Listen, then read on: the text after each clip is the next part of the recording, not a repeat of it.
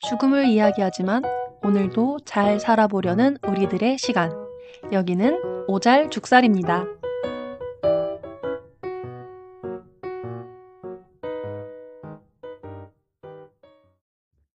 안녕하세요. 산다입니다. 한 주 동안 잘 지내셨나요? 서울은 지금 비가 오고 있는데요. 장마라고 하는데 예전에 생각해보면 장마는 1, 2주 정도 비가 막 쏟아지는 기간이었던 것 같아요. 제 기억에 어렸을 때 장마 기간에는 비가 많이 내렸던 것 같은데 최근에 장마는 지역마다 차이가 있겠지만 비가 좀 덜 내리는 것 같은 느낌이 들어요. 비가 부슬부슬 좀 오다 말다 하기도 하고 동남아처럼 습하고 후덥지근한 날씨가 지속되는 것 같고 예전에는 장마 기간에는 시원했던 것 같은데 요즘 장마는 또 그렇지 않은 것 같아서 장마가 좀 장마 같지 않은 느낌? 그런 느낌이 드는데 여러분은 좀 어떠신가요? 지역마다 폭우가 오는 곳도 있고 아랫지방은 폭염 예보도 있다고 하는데 다들 건강 잘 챙기시고요. 네, 제가 마이크를 바꿨어요. 친구가 IT 블로그를 운영하는데 이렇게 상품을 제공받고 이제 리뷰를 남기는 방식의 포스팅을 하기도 해서 마이크를 무상으로 지원받은 게 있다고 해서 이제 본인은 안 쓴다고 며칠 전에 친구를 만났는데 이걸 저에게 주더라고요. 팟캐스트를 제가 한다고 하니까 마이크를 한번 바꿔봐라 해서 이렇게 선물로 줬는데 너무 좋네요. 제가 원래 쓰던 거는 좀 저렴한 거여 가지고 편집할 때 제가 좀 신경 써서 뭐 에코도 잡고 뭐 이렇게 저렇게 만지기도 하거든요. 그랬는데 이번 마이크는 어떨지 또 음질은 좀 어떤지 들으시면서 바뀐 게 있는지 한번 느껴보시고요. 네. 오늘은 애도에 대한 주제로 이야기를 나누려고 하는데요. 제가 애도 관련된 책 중에 가장 처음 읽었던 책이 김현경 작가님의 좋은 이별이라는 애도 심리 에세이였어요. 김현경 작가님이 소설가이신데 정신분석을 직접 받으시면서 심리 공부를 많이 하셨나 봐요. 그래서 심리 에세이를 시리즈로 3권 내셨는데 그중 하나가 좋은 이별이라는 애도 심리 에세이입니다. 오늘은 이 책에서 나오는 내용들 중 일부를 얘기하면서 좋은 이별이란 무엇일지에 대해서 이야기해 보려고 하는데요. 제가 죽음에 관심을 가지고 관련된 자료들을 접할 때마다 하위 주제로 항상 따라오는 게 애도였어요. 죽음은 각자 개인이 맞이하는 사건이지만 동시에 그 주변에 있는 사람들에게도 큰 사건이 되기 때문에 남겨진 사람들에 대한 이야기들을 쉽게 접할 수 있는데요. 그럴 때마다 애도가 참 중요한 거구나라고 느끼면서도 동시에 애도라는 게 도대체 뭘까? 어떻게 해야 잘할 수 있는 걸까? 내가 상담사로서 내담자에게 어떻게 안전하게 슬픔을 표현할 수 있도록 뒷받침해 줄 수 있을까? 이런 질문들을 계속 하게 됐고, 저 또한 보건소에서 근무할 때 주변에 가까운 가족이나 지인을 잃으신 분이 방문을 종종 하시는데, 그럴 때마다 제가 해드릴 수 있는 게 많이 없는 것 같은 거예요. 그냥 그 초보 상담사가 느끼는 어떤 무력감이겠죠. 그래서 애도에 대해서 공부를 많이 하고 싶고, 또 내가 애도를 하지 못한 건 무엇이 있으며 '나는 애도 경험이 있나?' 이런 질문도 하고 요즘이 아니라 꽤 그래도 기간이 됐는데 애도에 대해서 되게 관심을 가지고 있는데요. 우리가 흔히 너무 감정적으로 힘든 일이 생기면 "무너져 내린다."라는 표현을 하잖아요. 그런데 무너져 내리고 싶어도 무너져 내릴 수가 없는 경우가 더 많은 것 같아요. 마음은 무너져 내리는데 그걸 겉으로 드러내기가 쉽지 않잖아요. 일단 내가 지금 하고 있는 일이 있고 경제 활동을 하고 있다면 그 자리에서 내 일을 해야만 하고 또 내가 가지고 있는 지위, 직책, 예를 들어 아이들이 있으면 부모이기 때문에 또 힘을 내야 하고 일상을 살아가야 하고 그런 이유들 때문에 내 감정을 드러내기보다는 꾹꾹 누르고 괜찮다, 괜찮다. 혼자 스스로를 다독이는 경우가 많은 것 같아요. 특히 한국 사회에서는 어른이라면 성숙해야 하고 감정도 스스로 잘 조절할 줄 알아야 하고 그런 기대와 어떤 편견을 가지고 있잖아요. 특히 남성들, 중년 남성에게 기대하는 강인함, 성숙함 이런 것들이 요구되는데 뭐 성인 여성에게도 마찬가지죠. 그런데 일반적으로 한국 사회에서는 감정을 표출하는 건 여성에게는 좀 더 자연스럽고 자유로운데 남성에게는 그렇지 못한 부분들이 많단 말이에요. 아무튼 이런 사회적으로 암묵적인 기대, 요구되는 이미지 때문에 더 내 감정에 솔직하지 못하고 숨기고 타인의 요구에 맞추는 경우가 많은 것 같아요. 그런데 신기한 건 사람이 어떤 강렬한 경험, 그 경험을 하면서 느꼈던 감정이 잘 처리가 되지 않으면 그 순간에는 뭐 어찌저찌 넘기겠지만 그게 시간이 지나도 겉으로는 괜찮아 보여도 속으로는 어떤 문제를 일으킨다는 거죠. 그래서 현재까지 영향을 주는 경우가 있고 그 영향으로 어떤 문제를 겪기 때문에 이제 그런 상황에서 상담실을 찾는 분들이 계시는데요. 좋은 이별 책에서도 좋은 예시로 블랙키 이야기가 나옵니다. 오잘죽살 8 화에서 남겨진 사람들에서 애도를 소개했었는데 그때 엘리자베스 퀴빌러 로스의 애도 5 단계 이론에 대해서 이야기를 했었어요. 그 이론을 제안했던 키블러 로스가 어렸을 때 2차 전쟁 시기였는데 그 당시 식량으로 집에서 토끼를 키우는 경우가 많았다고 해요. 키블러 로스 집도 토끼를 키웠는데 토끼 먹이를 주는 건 아이들 몫이어서 애정을 가지고 토끼들에게 밥을 줬대요. 그중에서도 키블로로스가 가장 아끼는 블랙키라는 토끼가 있었는데 블랙키에게는 다른 토끼들보다 밥도 더 많이 주고 말도 걸고 애정을 가지고 이제 돌봤겠죠. 키블로로스는 블랙키를 내 이야기를 들어주는 친구였고 나를 조건 없이 사랑해주는 유일한 존재였다라고 회상합니다. 근데 그 당시에 토끼를 사육하는 건 식용을 하려고 키우는 거였기 때문에 블랙키가 어느 정도 자라니까 아버지가 푸주간에 데려가라고 한 거예요. 그러니까 어린 키블러로스가 블랙키가 잡아먹히면 안 되니까 도망가라고 풀어줬다고 해요. 근데 집토끼다 보니까 이 집토끼가 도망을 가봤자 얼마나 가겠어요. 얘가 도망을 안 가고 그냥 움직이지도 않고 그냥 그 근처에만 계속 있었던 거예요. 그러다 보니까 아버지가 블랙키를 잡아서 푸족간에 데려갔어요. 푸족간에 데려가는 길에 어린 키블러로스는 내내 울었다고 합니다. 그리고 그날 저녁 가족들은 토끼 고기를 저녁 식사로 먹을 때 어린 엘리자베스 키블러로스는 가족들이 식인종처럼 느껴졌고 눈물을 흘리지 않았다고 합니다. 자서전에는 키블러로스가 "나는 울지 않았다. 부모님이 내가 얼마나 상처받았는지 알게 하고 싶지 않았다."라고 회상합니다. 그리고 "이것을 견뎌낼 수 있다면 인생에서 무엇이든 견뎌낼 수 있을 것이다."라고 스스로에게 얘기했다고 하는데요. 또한 "부모는 나를 사랑하지 않는다고 생각했고 나는 누구보다 강해져야 한다고 결심했다."라고 해요. 그 당시를 회상하면서 이야기를 했는데요. 어린아이가 내가 너무 아끼는 그리고 나를 사랑해 주는 토끼를 죽이지 말아 달라고 했는데 아버지가 그 말을 무시하고 가족들이 저녁 식사로 먹은 거잖아요. 그 충격과 분노, 슬픔도 슬픔이겠지만 아마 분노가 가장 컸을 것 같아요. 그래서 내가 얼마나 상처받았는지 알게 하고 싶지 않으니까 울지 않았고 부모님은 날 사랑하지 않고 '나는 누구보다 강해져야 해.'라고 결심하게 된 거죠.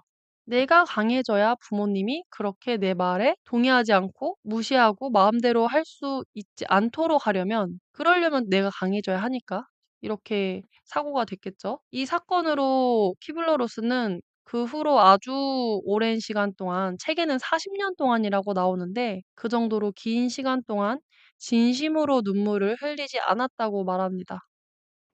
그 후로 눈물을 흘리지 않았던 건 슬프지 않아서가 아니라 그 어린 시절의 강렬한 경험으로 방어하게 되었다는 거죠, 자기 자신을. '나는 강해져야 해. 내가 상처받은 걸, 약하다는 걸 드러내서는 안 돼. 이렇게 무의식적인 기제가 발동하면서 어떤 사건이 일어나도 감정을 온전히 느끼지 못하고 절제하고 방어하게 되는 거죠.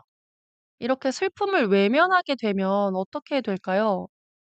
여기까지 들으면 '그래. 어릴 때는 뭐 울고불고 감정을 표출하는 게 어린애니까 다들 괜찮다고 봐 주잖아.'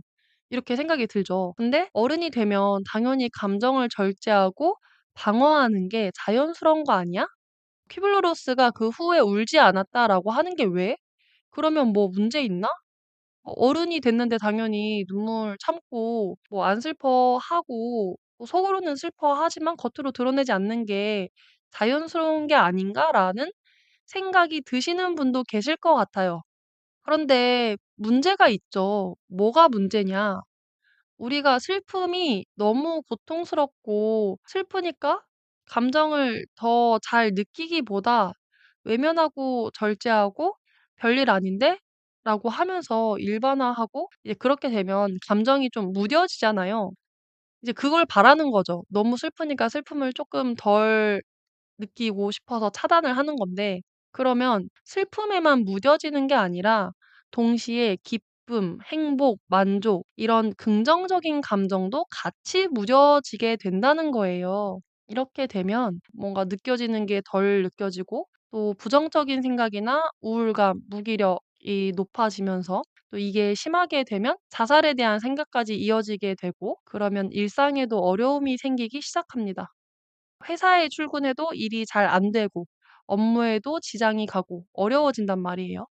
다시 블랙키 이야기로 돌아가서 엘리자베스가 그 후로 오랜 시간 슬픔을 느끼지 않았고 어느 날 어떤 사소한 사건들로 분노가 터졌고 40년 동안 진심으로 울지 못했던 그녀는 갑자기 통곡을 하고 분노를 깊이 느꼈다고 합니다. 그 분노를 느꼈을 때 아버지가 떠올랐고 블랙키를 잃은 슬픔을 울부짖는 어린 소녀가 되어서 이후 며칠 동안 블랙키와 그동안 슬퍼하지 않고 지나갔던 모든 상실 때문에 울음을 터뜨렸다라고 말하고 있습니다. 어린 시절 처리하지 못했던 분노와 슬픔, 상실에 대한 감정을 수십 년이 지나고 나서야 대면할 수 있었던 엘리자베스 퀴블러로스의 이야기였는데요. 이런 자신의 경험이 나중에 말기 환자들을 만나면서도 이어집니다. 사람들이 슬픔을 외면하는 게 너무 흔하다는 거예요. 병원에서 의료진들도 죽음에 대해서 이야기하지 않고 환자의 슬픔도, 가족의 슬픔도, 의사 자신의 슬픔도 외면하면서 사람들은 슬픔을 외면하면서 죽음에 대해서 이야기하지 않는다는 것을 깨닫게 됩니다. 퀴블러 로스는 사람들이 죽음보다 더 두려워하는 것은 죽음에 대해 말하는 것이다 라는 걸 깨닫게 됩니다. 그래서 그녀가 강조한 것은 죽음을 없애는 것이 아니라 죽음을 이야기할 수 있게 하는 것, 슬픔을 없애는 것이 아니라 슬퍼할 권리를 회복하는 것, 애도를 빨리 끝내는 것이 아니라 충분히 경험하도록 돕는 것이라고 해요. 오잘죽살의 모토와도 참 비슷하다고 느껴지는데요. 저도 죽음에 대해서 정말 오랜 시간 생각했고, 사람들은 다 죽는다는 걸 알면서 '왜 이렇게 죽음에 대한 이야기를 극도로 싫어할까?'라는 게 저의 순수한 어린 시절의 호기심이었고, 또 지금은 왜 그렇게 싫어하는지 알죠. 그게 일반적인 반응이라는 것도 알고 왜 그럴 수밖에 없는지도 알고 이해가 되고, 그럼에도 불구하고 죽음 불안은 인간이라면 누구나 가지고 있는 것이고 이 불안을 잠재우기 위해서는 회피가 아니라 대면하고 이야기하고 이 이야기를 가지고 삶을 어떻게 더 잘 살아갈 것인가 고민하고 질문해야 된다는 거죠. 이게 제가 주장하는 오잘죽살의 모토이자 메시지인데요. 이야기가 잠시 딴 길로 샜는데 다시 돌아와서 엘리자베스 퀴블러 로스가 말했듯이 죽음을 이야기하고 충분히 슬퍼하고 애도를 충분히 경험하는 것이 중요한데, 그렇다면 애도란 무엇이냐? 이 말이에요. 애도란 무엇일까? 많은 사람들이 애도를 누군가를 잃고 그를 기리는 것 또는 슬픔을 떠올리는 것이라고 생각하는데 그게 아니라 실제 애도는 떠난 사람과의 새로운 관계를 만드는 것이라고 해요. 그 사람이 꼭 사람이 아니어도 그 대상이 없는 삶에 적응하고 잘 슬퍼하고 잘 떠나보내는 과정을 애도라고 할 수 있습니다. 그렇다면 애도는 꼭 죽음에만 적용될까? 누군가를 죽음으로 잃었을 때만 애도가 필요한가? 라는 질문도 해볼 수 있을 것 같아요. 앞에서도 말했듯이 꼭 사람의 죽음뿐만 아니라 어떠한 형태의 상실도 애도할 수 있다라고 하는데요. 예를 들어, 연애를 하다 헤어졌어요. 연인을 잃은 거잖아요. 그 사람이 죽은 건 아니지만 어디선가 나 없이도 잘 살아가겠지만 그렇다고 해도 어쨌든 나에게는 상실의 경험이기 때문에 이러한 상실에도 애도가 필요하겠죠. 이런 맥락에서 이혼도 있을 수 있겠죠. 요즘 이혼은 흔하고 흠도 아니다라고 하지만 그래도 개인의 삶에서는 큰 충격이고 아픔이란 말이에요. 내 인생의 한 부분을 차지했던 사람과의 이별이기 때문에 이혼에서도 애도 과정이 필요할 수 있고요. 반려동물의 죽음, 펫 로스라고 하죠. 요즘 반려동물을 키우시는 분들이 많으시니까 동물들은 사람보다 수명이 짧기도 하고 언젠간 헤어지게 되는데 이때 가족의 구성원으로 지내던 반려동물 상실, 이것도 큰 상실이기 때문에 애도를 해야 하고 또 타인이나 대상이 아니더라도 나의 건강의 상실에 대한 애도도 할 수 있어요. 특히 노인분들에게 내 신체의 변화로 경험되는 충격, 상실감, 놀람, 혼란 등등 여러 복합적인 감정이 들 수 있단 말이에요. 이때 내 상태의 변화에서 오는 상실감, 이것도 애도로 다룰 수 있습니다. 또 다른 걸로는 직업도 들 수 있어요. 30 년, 40년 같은 직업을 가지고 내 삶에 반을 쏟아부었던 직업을 은퇴했을 때 또는 뭐 직장을 잃었을 때 상실감, 이것 또한 애도 작업이 필요할 수 있습니다. 이렇게 다양한 영역에서 상실과 관련하여 내가 어떤 것을 잃었고 그 잃어버림으로 인한 감정 변화, 생활의 변화, 적응의 기간이 필요할 때 애도를 통해서 잘 슬퍼하고 잘 떠나보내는 것, 그리고 내 삶의 새로운 챕터를 건강하게 적응하고 잘 살아나가는 것이 애도 과정이라고 할 수 있겠습니다. 그렇다면 애도를 어렵게 하는 건 무엇이 있을까요? 우리가 살면서 상실을 계속해서 겪잖아요. 상실을 겪지 않는 사람은 없겠죠. 우리는 계속해서 무언가를 잃고 얻고, 잃고 얻고, 이걸 반복하면서 살아가고 있기 때문에 잃을 땐 슬프고 또 새로운 무언가를 얻을 땐 기쁘고 행복하다가도 그걸 잃었을 때 기쁨만큼 또 슬픔에 잠기기도 하고 그래서 한 번 어떤 고통스러운 상실을 경험하게 되면 다시는 같은 경험을 하고 싶지 않다라는 마음이 들죠. 예를 들어서 제 경험으로 이야기하자면 제가 20대 때 7 년이 좀 안 되게 만났던 장기 연애를 했던 적이 있는데 그 친구랑 헤어지고 '다시는 누군가와 사랑에 빠지지 않겠다. 사랑하지 않겠다.'라고 선언한 적이 있어요. 지금 생각해 보면 참 말이 안 되는 거죠. 예. 그때는 다시는 어떠한 이별도 하고 싶지 않았기 때문에 이제 사랑을 한다는 건 언젠간 그 대상과 헤어질 거라는 거잖아요. 근데 그건 너무 아프고 슬프다는 거예요. 그게 제 첫 연애였기 때문에 더 심했던 것 같아요. 첫 연애이기도 했고 또 첫 이별이기도 했기 때문에 그 경험을 너무 좀 세게 한 거죠.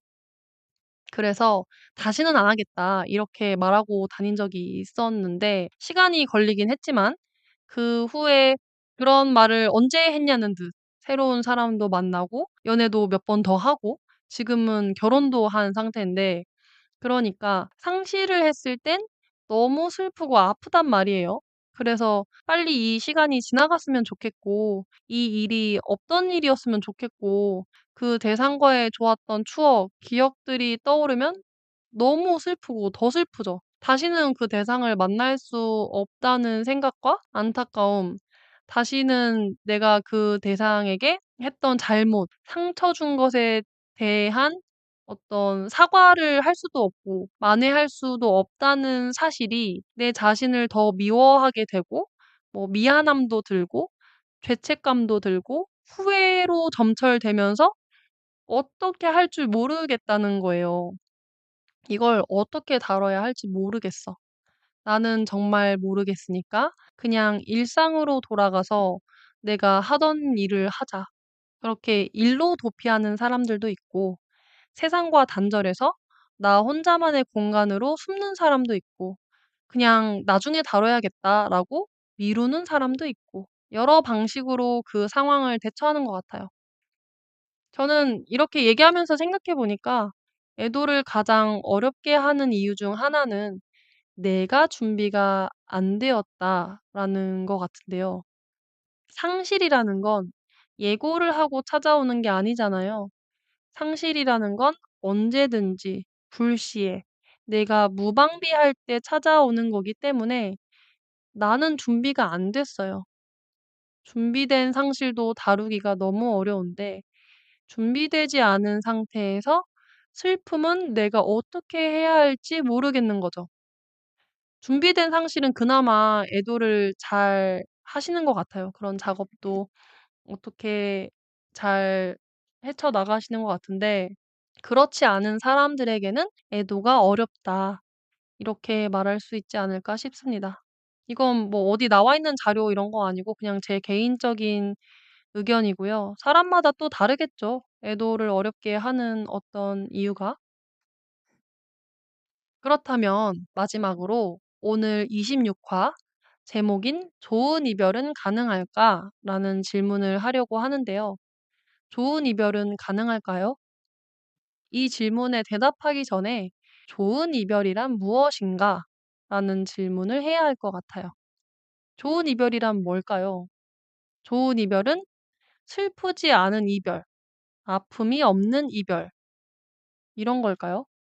글쎄요. 이제 생각해 보니까 좋은 이별은 슬픔을 피하지 않고 충분히 경험하고 슬픈 이유는 그만큼 상실의 대상이 나에게 소중하고 의미 있었기 때문일 테니까 대상과의 시간이 나에게는 어떤 의미가 있었고 어떤 영향을 주었고 그로 인해 내가 어떤 사람이 되었는지 어떻게 지금의 내가 되었는지를 받아들이고 지금의 내가 있게 해준 상실의 대상에게 고마움과 미안함, 서운함, 섭섭함 등등이 있다면 있는 그대로 느끼고 수용하는 것. 그게 '좋은 이별을 만들 수 있지 않을까? 그렇게 한다면 좋은 이별이 가능하지 않을까?'라는 생각이 들어요. 애도 연구를 보면 좋은 애도는 고통이 없는 상태가 아니라 상실을 삶의 일부로 통합해가는 과정이라고 해요. 사랑했던 사람을 잃으면 아픈 것은 자연스러운 거잖아요. 문제는 슬픔이 아니라 슬픔을 느낄 기회를 내가 나한테 주지 않는 것이 문제가 될 수 있는 거거든요. 그래서 저는 좋은 이별을 슬픔이 없는 이별이 아니라 슬퍼할 수 있는 이별로 말하고 싶습니다. 슬퍼할 수 있다라는 건 내가 있는 그대로 느끼고 대상과의 관계 변화를 온전히 받아들이고 느낀다는 거니까 반대로 좋지 않은 이별이 꼭 갑작스러운 죽음만을 뜻하는 게 아니라 내 감정을 숨기는 이별, 죄책감과 원망만 남는 이별, 울지 못하고 애도를 미뤄야 했던 이별, 그리고 주변으로부터 "이제 그만 잊어."라는 말을 들으면서 슬픔을 숨겨야 했던 이별이 좋지 못한 이별이 아닐까라는 생각이 듭니다. 이런 경우에는 죽음 자체보다 애도할 기회를 빼앗긴 것이 더 오래 힘들게 하기 때문에 어떤 상실을 겪고 나면 오랜 시간이 지났는데도 내가 그 경험을 생각하기도 싫고 생각만 해도 너무 힘들다라면 '아직 내가 애도를 하지 못했나? 회피하고 있는 건 아닌가?' 또는 '아직 애도 과정에 있는 건가 보다.'라고 생각해 볼 수 있을 것 같아요.